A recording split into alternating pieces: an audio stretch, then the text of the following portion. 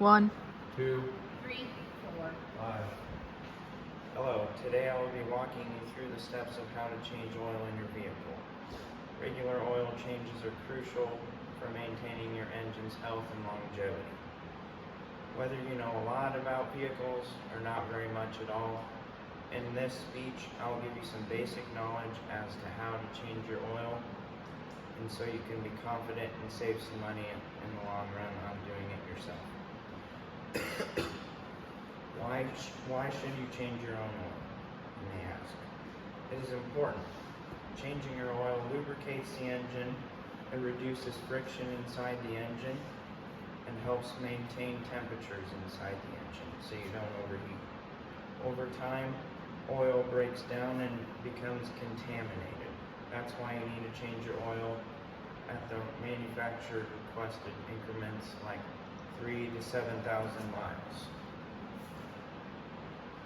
We'll get into some of the things you need when changing your oil. First, you need some new oil and a new filter. I like to get the manufacturer recommended brand. You can find that in the owner's manual. And a lot of times they'll have the part number of the filter there and what weight of oil to use.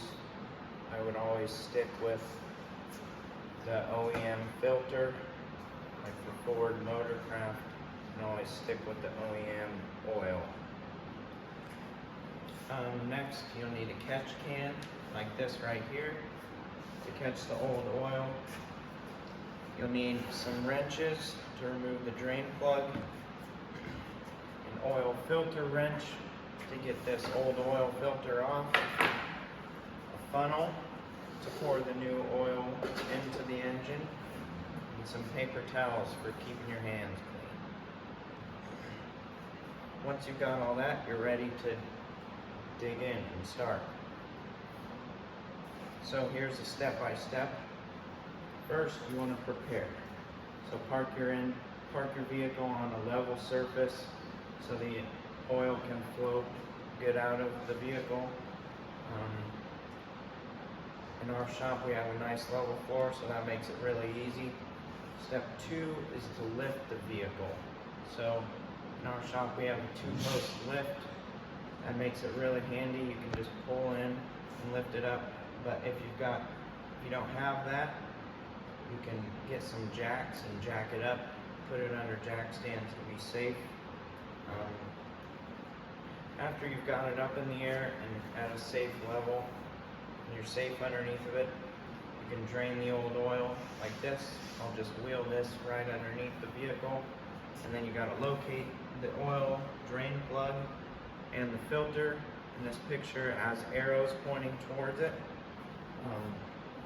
Go ahead and crack that drain plug loose with one of your wrenches that fits. I always take the oil fill cap out before I lift it up so the air can get in and it drains out really nice and smooth. After you have taken out the drain plug, let it drain until it's just trickling along with that filter. Just let it drain until it's trickling. While you're waiting, you can take out your new oil filter. Make sure it looks like the old one. You can apply some fresh oil, some new oil to the gasket so it gets a nice seal. Then you're ready to reinsert the drain plug. I always look in the manual too to find the drain plug torque spec, which that's a lot of times overlooked. If you over tighten it, you can screw some really major things up, so make sure you don't over tighten them drain plugs. When you go to put your oil filter back on, make sure you're just doing it hand tight. If you're wrenching on it super hard with these wrenches, that's no good. You shouldn't be doing anything over hand tight, because that gasket on there just creates a nice seal once it's hand tight. After you've got your drain plug back on and your new oil filter back on, you can go ahead and lower the lift down or lower your jacks down.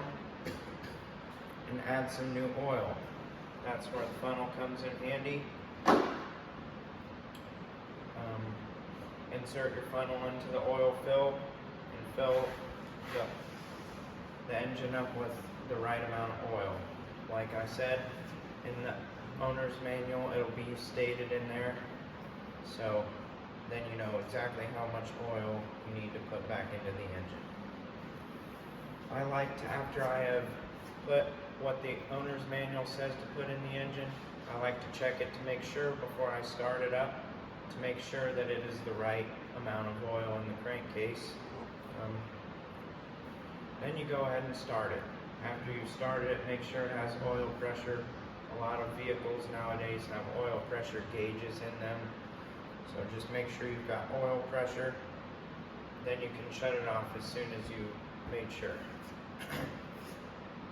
After that, you can sit there, clean up your tools, put everything away, wait a little bit for the oil to drain back in, settle into the filter, so you know your filter's full, and pull that dipstick out and check that oil, make sure it's at the right level. After you've done all that, and you're happy with where your oil's at, go ahead and take your oil catch can and dispose of the old oil. There's a lot of places that'll take it, like parts stores will accept old oil. A lot of people can burn it during the winter. So all in all, changing your oil is really easy and simple. It can save you a lot of money. So even if you're not mechanically inclined, it doesn't take too much. I mean, a simple funnel and a couple wrenches and some rags, and you can do your oil change on your own. Thank you. 1, 2, 3, 4, 5.